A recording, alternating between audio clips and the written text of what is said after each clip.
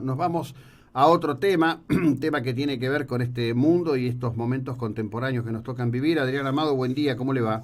¿Qué tal? ¿Cómo están? Bien, bien, muy bien. Ayer veía las repercusiones de los dichos de Sacha Baron Cohen, pidiendo terminar con Facebook, Twitter, WhatsApp y acusando al creador y CEO de Facebook de llevar adelante fake news y hasta diciendo que hubiera sido colaborador de Hitler de haber existido Facebook en aquella era y digo, qué grado de tensión y también de incomprensión que generan estas nuevas tecnologías y cuánto debate falta aún al respecto del uso de las mismas, ¿no? Sí, bueno, hay que ser también un poco prudente con relación a estas cuestiones, porque también de alguna manera se volvió un comodín echarle la culpa a las redes de lo que está pasando, ¿no? Y como todo invento, todo avance tecnológico, obviamente tiene un riesgo y tiene consecuencias negativas, pero también tiene muchas potencialidades. Saquémoslo, ¿no? Esta pirueta que hace Sacha Baron Cohen acusando de colaboracionista, ¿no? A Facebook y de la razón del racismo. Pensémoslo en los últimos eventos de Argentina, ¿no? Que es posible que tengan mucho que ver en la condena masiva que se hizo hacia, por ejemplo, la violencia con la que los rugbyers, con estos chicos han asesinado a otro chico en Villa Gesell.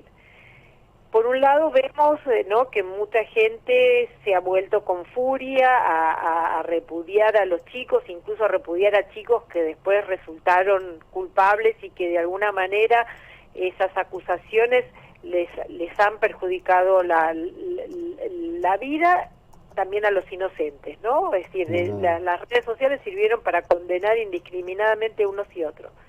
Pero también es cierto que la tecnología ha permitido rápidamente determinar la culpabilidad de los chicos y detectarlos, ¿no? Porque enseguida aparecieron grabaciones, filmaciones. Entonces creo que también tenemos que empezar a ponderar esas dos cuestiones, ¿no? Es decir, ¿qué nos hacen a los medios? ¿Qué tanto tienen que ver los medios en nuestras actitudes? Y también cuánto de los medios nos permiten facilitar algunas cuestiones como la convivencia. Bueno, ahí justamente yo, sumando a esto que usted dice, he señalado aquí varias veces que de no ser por las tecnologías actuales, probablemente, en vez de haber un proceso certivo al respecto de las culpabilidades en el asesinato de Fernando Báez, estaríamos en el marco especulativo de habría, podría, sería, estarían buscando testigos, ocurrió en horas de la noche, hubiera sido un registro quizás complejo, establecer efectivamente con testigos si las personas intervinientes eran o no eran, ¿no? En este caso, además, digamos, también porque hay algún grado de conducta hoy de un exhibicionismo, pero eso tiene que ver con la conducta humana y no con la tecnología. La principal pieza acusatoria es una grabación de los propios jóvenes, compartida en su grupo de WhatsApp. Totalmente, y también, digo, más allá de la culpabilidad de los jóvenes, también nos pone en la discusión pública, primero, cuál era el lugar de las autoridades en esa cuestión, ¿no? Porque también aparece esa ausencia. Claro. De no haber sido, aún en esas grabaciones que los incriminan, también incriminan la falta de protección policial, la falta de acción de la gente que estaba alrededor frente a el linchamiento. Digo, también nos plantea qué nos pasa a nosotros como sociedad. Entonces, de ahí a echarle la culpa de los del rebrote de la violencia, del rebrote del racismo a Facebook, es como echarle la culpa de nuestro aumento de peso a la balanza. Sí, más o menos. Entonces, creo que lo que está pasando con las redes sociales incluso en ese factor tan crítico como es nuestro propio exhibicionismo, es que nosotros pasamos muchas épocas, muchas décadas diciendo que la culpa de las cosas que hacíamos la tenía el periodismo, la televisión, ¿no? Uh-huh. Y ahora resulta que tenemos medios que nos ponen en un espejo frente a nosotros mismos, en Claro. donde nosotros somos también los propios responsables del uso que hacemos, ¿no? Ayer apareció un dato que pone a la Argentina como el país en donde los chicos empiezan más temprano con el uso de celular. Uh-huh. Eso no le podemos echar la culpa a nadie más que a nuestra responsabilidad como adultos. Obvio. Y entonces después tendremos que discutir por qué los chicos nos presionan o por qué los chicos nos piden las cosas y nosotros no podemos decirles que no. Pero no es un factor tecnológico en sí mismo, ¿no? Uh-huh. Obviamente lo que hace es acelerar discusiones que no teníamos o que graciosamente le asignamos la responsabilidad a gente que la tiene, obviamente, pero que no por tenerla nos exime de nuestras propias actitudes.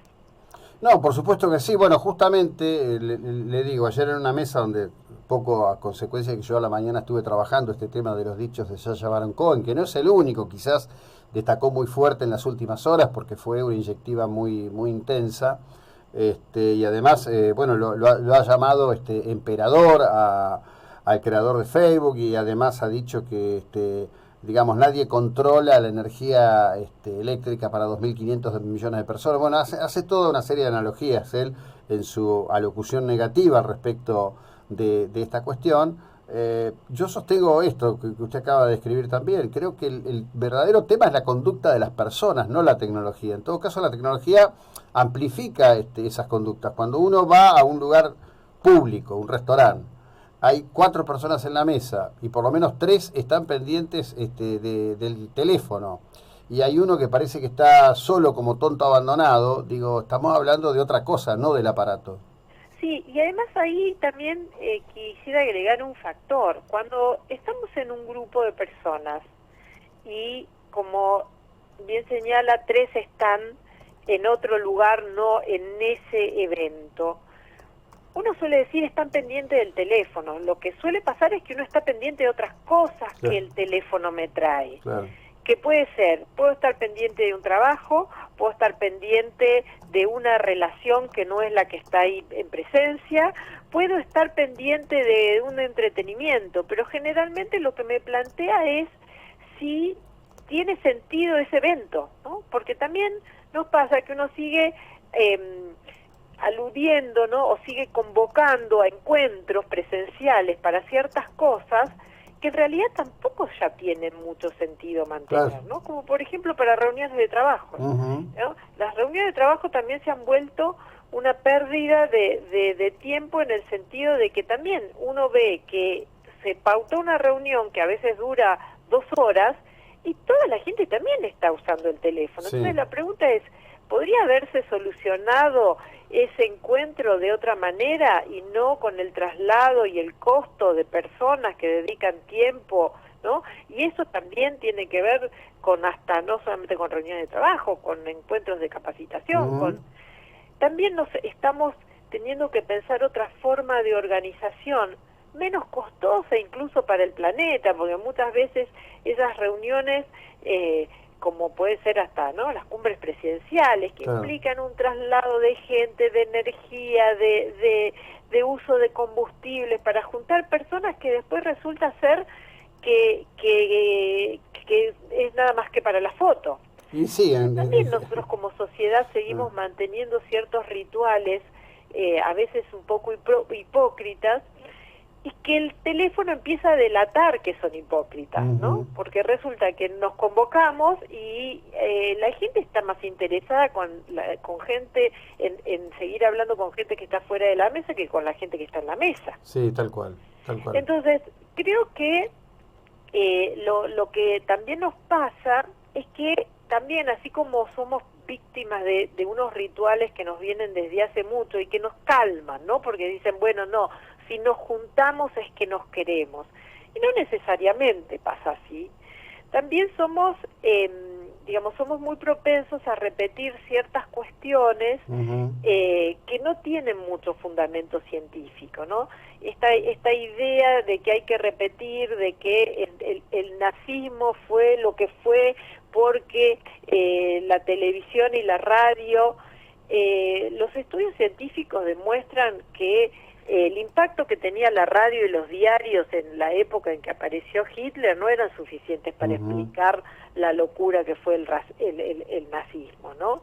Que también tuvo mucho que ver con ciertas cuestiones políticas, con ciertas cuestiones de poder, con ciertas cuestiones que tenían que ver con el ejercicio de la violencia de parte de un partido que llegó, y hay que también recordarlo, democráticamente al poder, ¿no? Entonces también tiene que ver con una decisión que toma una sociedad en un determinado momento, y no después decir, bueno, esto fue, ¿no?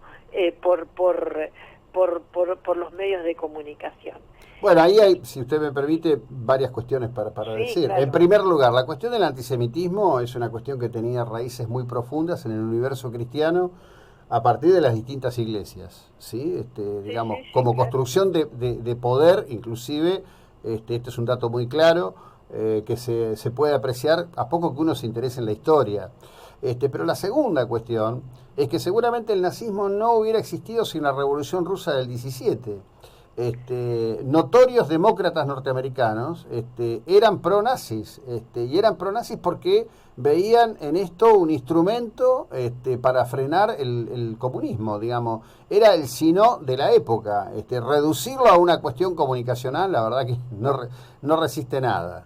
No, de la misma manera la aparición de ciertos liderazgos en estos tiempos, tampoco podemos reducirlas a la aparición de una nueva herramienta de comunicación como Facebook. Y además también ese argumento de Sacha Baron Cohen de que Facebook llega a 2.500 millones de personas, eso no lo equipara a lo que era un canal de televisión que puede llegar hoy a 10 millones de personas.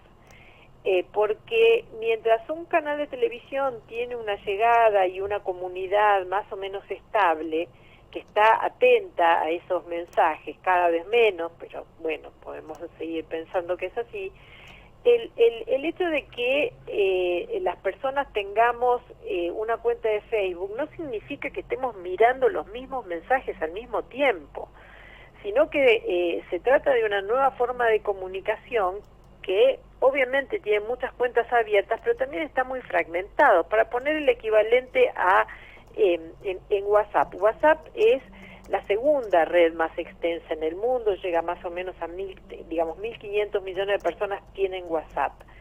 Pero la media de grupos de WhatsApp es 10 personas. Es decir, que WhatsApp esté en 1.500 millones de personas no significa que todas esas 1.500 millones de personas vayan a recibir el mismo mensaje al mismo tiempo.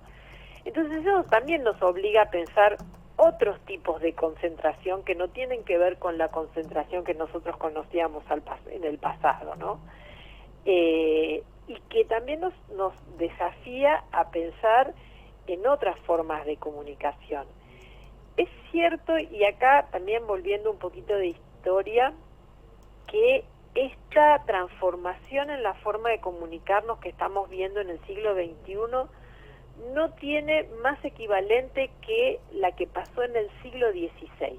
Es decir, nosotros esta revolución que vemos en la comunicación entre las personas que permiten las redes sociales no había ocurrido ni cuando apareció la radio, ni cuando apareció la televisión, ni cuando empezaron a aparecer los diarios en el siglo XIX. Uno tiene que remontarse al siglo XVI cuando apareció la imprenta.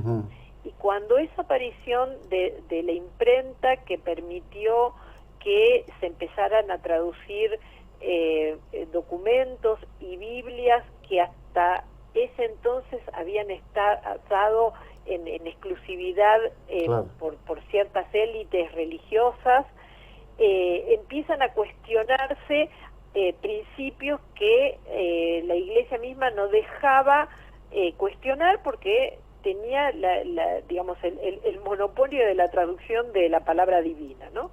Cuando empieza a traducirse gracias a que la imprenta permite que se traduzca la Biblia a idiomas romances como el alemán en ese momento, al francés, al español mismo, empieza a generarse una discusión que obviamente también generó el miedo y el escándalo y la persecución de los que hasta entonces tenían ese privilegio de la traducción de la Biblia.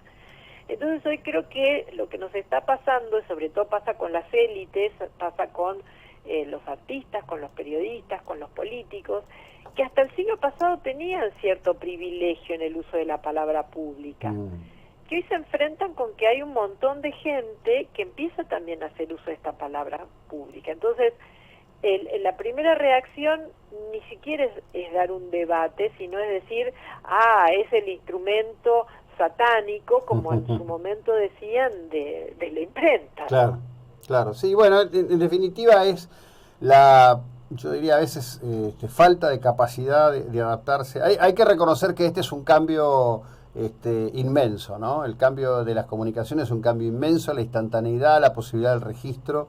Y bueno, además, evidentemente sí, me parece a mí que estas organizaciones, Facebook, Google, tan poderosas, deberían poner un esfuerzo importante en algunos esquemas de divulgación. Ahora, también, digamos, esto es coherente con el hecho de que, por ejemplo, se le pretende atribuir a las redes y al manejo de la información pública el triunfo del Brexit en Inglaterra, que es una idea que popularmente está muy implantada. Sí, pero fíjense que en su momento, cuando en el 2018 se acusó a la participación de Facebook del Brexit, después resulta que a fines de 2019, con mucho más control y con muchos cambios en las políticas que tenía en la difusión de información y chequeo, también se refrendó el Brexit. Es decir, que directo se refrendó con mucho más votos que en el 2016. Claro. Y también pasaba que decían que Trump había sido producto también de la intervención de los rusos en Facebook, y después de 4 años de gobierno estamos ya discutiendo si va a la reelección Trump. Es decir, también me parece que nos obliga a encontrar factores mucho más profundos para los procesos sociales que la intervención. De hecho, fíjese qué curioso que, digamos, en el mito popular está instalado, ¿no?, que tal y cual. Sin embargo, no se han presentado pruebas contundentes de que eso haya podido ser así. Sí. Más allá de declaraciones de ex empleados, ¿no?, que dicen nosotros hicimos ciertas cosas que nunca demostraron fehacientemente que hayan sido, ¿no? Es decir, sí se demostró que ellos dieron y pusieron a circular publicidad. Ahora, no se puede decir que haya sido la publicidad la que haya determinado la elección del Brexit. Por esto que les digo, en este año volvió a ganar Boris Johnson sin que haya habido esa intervención, y sin embargo ganó, y ganó con mucha más amplitud de votos, ¿no? Entonces, veamos qué les está pasando a la gente del Reino Unido, y no qué le hace Facebook a la gente del Reino Unido. Tal cual. Adriana, como siempre, gracias por la ilustración y el tiempo que nos dedica. Que tenga una buena jornada, muy amable. Un placer, un abrazo para la ciudad. Gracias, hasta luego. Bueno, Adriana Amado, experta en el tema de redes.